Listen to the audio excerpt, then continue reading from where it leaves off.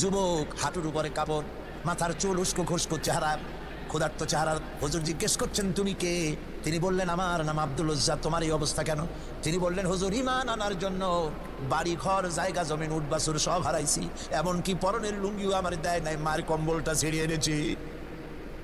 নবীজি আসহাবে সুফফার ভিতরেই তাকে বসতে দিলেন, তাকে থাকতে দিলেন, আর বললেন তারে কোরআন শরীফ শিখাবা।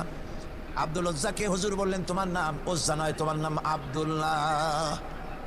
হাদিস শরীফে এসেছে আল্লাহর কাছে দুইটা নাম বেশি প্রিয়, একটা হচ্ছে আব্দুল্লাহ আর একটা হচ্ছে আব্দুর রহমান।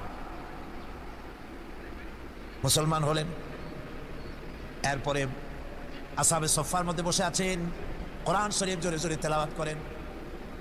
আসহাবে সুফফা রাসূলের কাছে নালিশ করলেন, অভিযোগ করলেন, হুজুর এই আব্দুল্লাহর কোরআন শরীফ এত জোরে পড়ে, তার চিল্লানির জ্বালায় আমরা বিশ্রাম করতে পারি না।